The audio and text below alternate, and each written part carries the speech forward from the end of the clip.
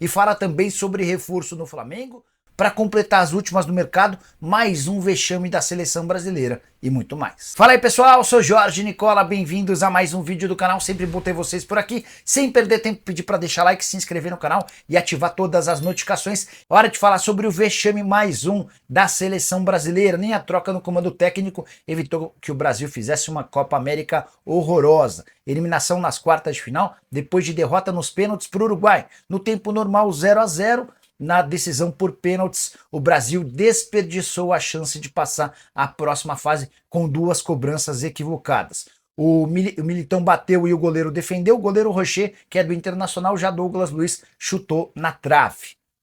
O Brasil jogou 4 partidas nessa edição da Copa América e só venceu uma, contra o Paraguai, tendo empatado com Costa Rica e Colômbia na fase de grupos e com o Uruguai nas quartas de final. Chamou demais a atenção a rodinha feita pelos atletas antes da disputa por pênaltis, e essa rodinha ignorou o Dorival Júnior, que chegou a levantar a mão pedindo para se posicionar, mas foi totalmente, solenemente ignorado pelos atletas. A pressão pela demissão do Dorival, torcedores xingaram vários jogadores, entre eles o Danilo, lateral e capitão da seleção, que fez uma Copa América horrorosa. Jogadores do meio de campo da seleção que pertencem à Premier League também não jogaram bolinha. Lucas Paquetá, Bruno Guimarães, João Gomes não fizeram valer todo o moral que eles têm no mercado. Dessa maneira, o Brasil volta para as eliminatórias, onde é só o 6º colocado e está eliminado da Copa América. Eu queria a sua opinião. Por que o Brasil tem jogado tão mal? Por que essa seleção tem fracassado? É culpa dos atletas? Falta qualidade? Os outros são melhores? Use o espaço para comentário e deixe a sua opinião, beleza? Hora de falar sobre o primeiro reforço do Flamengo para a janela da metade do ano. O Fla espera anunciar nas próximas horas a chegada de Marcos Antônio, volante brasileiro que pertencia a Lazio.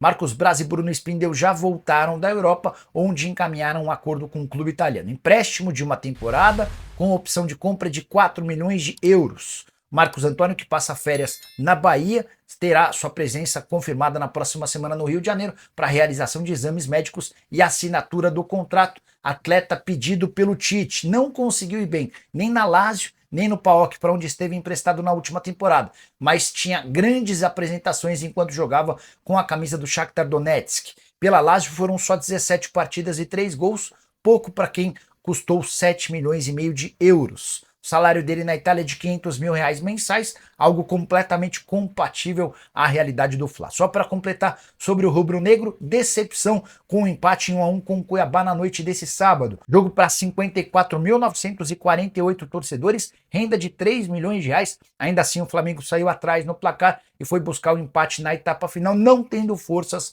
para garantir os 3 pontos. O Flamengo foi a 31 pontos, se manterá na primeira colocação, mas pode ter Botafogo, Palmeiras ou Bahia muito próximos, isso porque esses 3 times têm 27 pontos e jogam ainda nesse domingo. Boa noite, ele trouxe aí da conjuntura do jogo que está falando, né, um volume muito grande de finalizações. O Walter fez um grande jogo. Acho que foram 11 finalizações no gol, ele teve participação efetiva. Um volume estabelecido, um volume criado, com uma série de adversidades. Eu não vou falar a respeito do calendário, porque eu já me reportei anteriormente, eu vou ser repetitivo. Né? E que ele teve, sim, a busca até o momento final, com substituições importantes e às vezes tendo a necessidade do jogo, vou me prolongar um pouquinho, porque o jogo se apresentou, botou 3 zagueiros, nós temos 2 pivôs, 2 jogadores de área, porque eles ficaram muito baixos. E aí tu tem a condição de abrir o campo e a necessidade de fazer substituições dos meninos também, que de alguma forma tu precisava taticamente fazer uma mudança para criar as oportunidades que nós tivemos. Então fica aqui o respaldo em relação ao Lohan e Alberto. E aí a gente precisa do Matheus Gonçalves aberto e mais um pivô enfiado para criar e ter essas oportunidades, ou de finalização de média ou de bola de fundo de cruzamento. Oi, Tite. Oi, Matheus. Boa noite. Sérgio Lobo. O início do jogo, o Flamengo estava muito bem. E aí veio o gol, que foi um gol inesperado, um gol que teve um desvio, né, e engana ali, foi um chute até fraco, eu pude acompanhar depois, foi um chute fraco, mas o desvio praticamente matou a reação do Rossi. E aí o que dava para ver lá de cima que vocês tentavam furar o time que jogou praticamente com todos os seus 11 jogadores da intermediária para trás. Inclusive, o Davi e o Fabrício, em muitos momentos do jogo, estavam alguns metros acima da linha média. Qual foi a maior dificuldade que você teve hoje, que o time teve hoje, na verdade? E até estendendo um pouquinho em relação à sua primeira resposta, quando você tem um problema do Bruno, você chamou os dois meninos para conversar e opta pelo Lohan, mas tinha chamado o Verton também. Alguma coisa que você pensou que não deu certo, ou foi exatamente isso que você falou do Cuiabá ter ficado muito entrincheirado, e aí o Flamengo tentou fazer outras situações para buscar ali o resultado de vitória? A pergunta é abrangente. Eu vou pegar essa última daquilo que eu pensei e aí externar as ideias. Primeiro, trabalhar em cima da projeção. Eu tinha dúvida de um jogador mais aberto ou de um jogador de armação e articulação para dar volume. Assim como a entrada do Mateuzinho deu, porque aí ficou um jogo de ataque e contra-ataque, ataque e contra-ataque, até a hora de nós mudarmos. Como eu tenho o Lohan junto com o Gerson, pelo lado, que são dois articuladores, eles se procuram, a ideia foi tê-los, para essa ideia. E depois no início do jogo, a gente montou uma estratégia para tentar furar. A gente sabia da qualidade do bloco médio-baixo deles, uma equipe que marca num 4-1-4-1 muito compacto no eixo central, dão os lados, mas a gente tem que fazer a bola chegar rápido para poder fazer o movimento no último terço, que foi até como a gente criou uma situação antes de ter tomado o gol. E aí fica difícil, é difícil não falar um pouco da questão do calendário, né? Porque a gente faz a análise do adversário, a gente vem de um adversário que a gente consegue estruturar de uma maneira que a gente quer jogar, contra o Cruzeiro da mesma forma, e não tem como treinar para esse jogo. É tu botar no vídeo e tentar fazer com que as coisas cheguem na hora e aconteça. Aí quando tu toma o gol com 5 minutos, mais a coordenação fina do atleta que vai se perdendo com o terceiro jogo seguido, menos de 72 horas, não dando desculpa, porque a gente sabia o que a gente tinha que fazer, a gente procurou fazer, conseguiu fazer em alguns momentos, mas não conseguiu manter essa estabilidade, essa regularidade de condições de botar a gente na cara do gol, de ter uma finalização mais precisa, de ter uma finalização mais limpa. E é um time muito bem treinado defensivamente. Mais limpa, sim. Mais precisa, não. A precisão nós tivemos ela bastante alta, 19-11. Isso é um índice muito forte. E tem que reconhecer do outro lado. O Walter estava num dia iluminado também. Né? Dava a finalização e olhava e digo, Walter.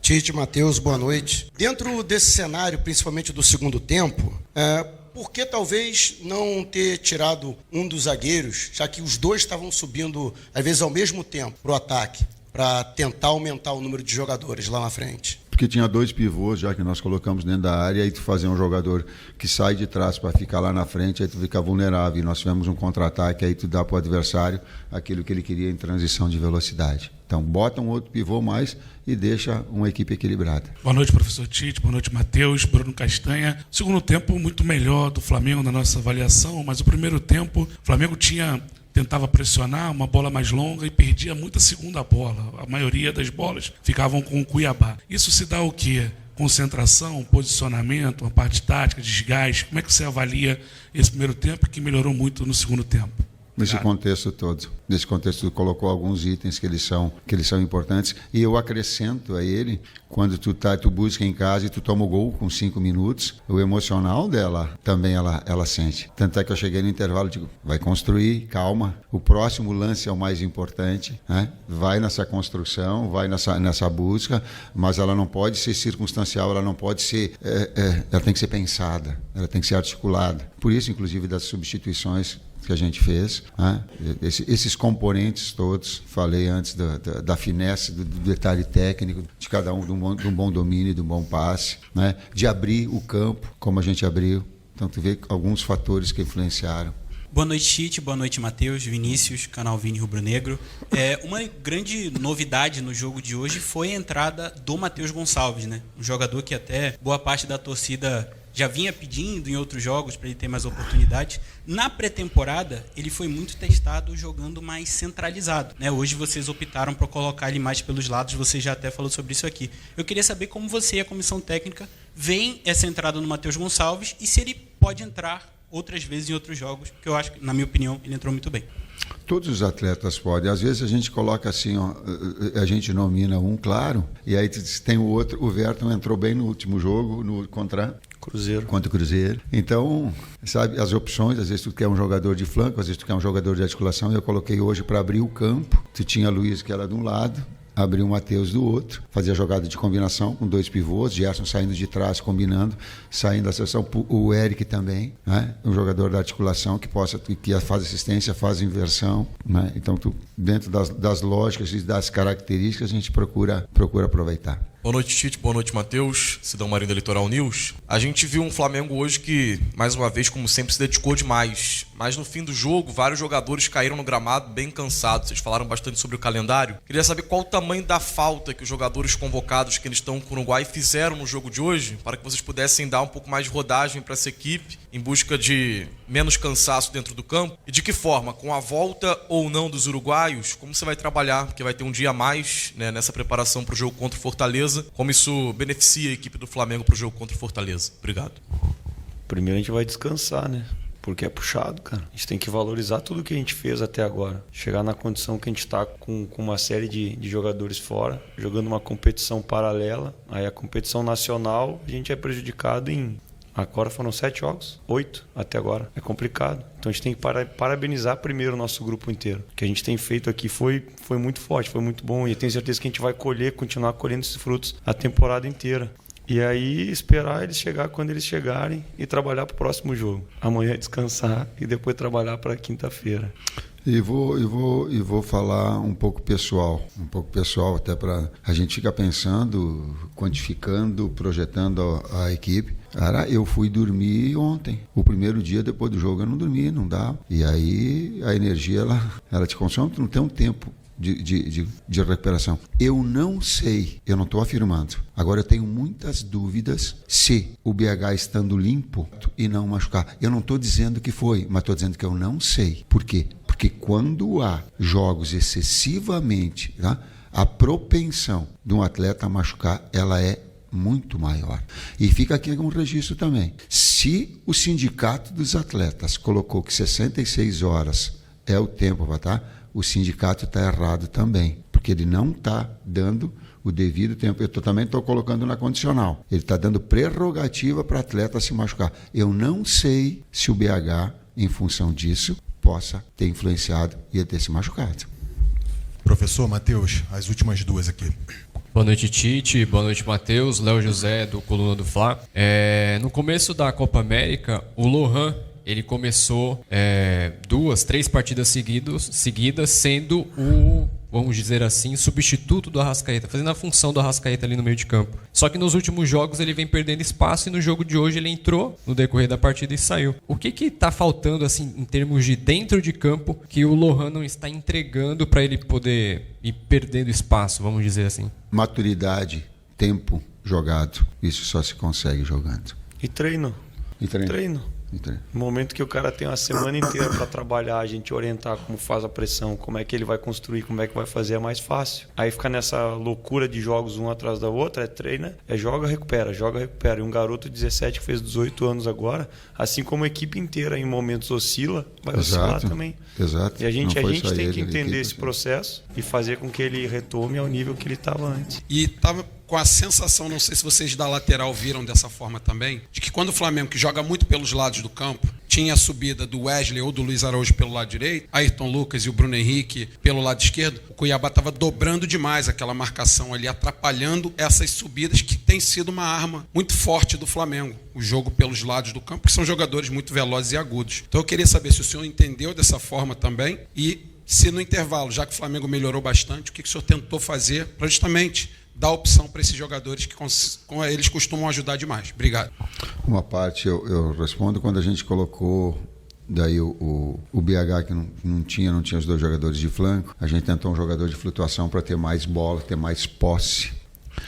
Naquele momento não sincronizou, não coordenou. E aí fica também um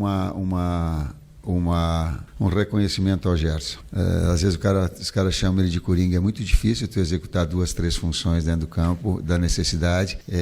Até para os poucos atletas que a gente, assim, de opção, de maior estofo, colocar aí Gerson lado, que é a preferência dele. É o que mais joga, ele tem o chip do externo, do lado direito. Aí tu tem a necessidade, daqui a pouco, trabalhar do lado esquerdo, trabalhar no centro. Então, o quanto o capitão da equipe também ele tem uma predisposição em relação ao que é melhor para a equipe. A gente pergunta para ele, vai, mesmo sabendo que ele não, dentro do jogo, executar essas 2, 3 funções para a gente organizar a equipe. Fica aqui esse registro. Fundamentalmente é o seguinte, quando tu tem um jogador de articulação do lado, tu tem mais posse. Quando tu tem 2 agudos, tu tem mais verticalidade. Uma hora o jogo te pede uma coisa, outra hora pede outra. E a hora que botou 3 zagueiros, precisava 2 pivôs.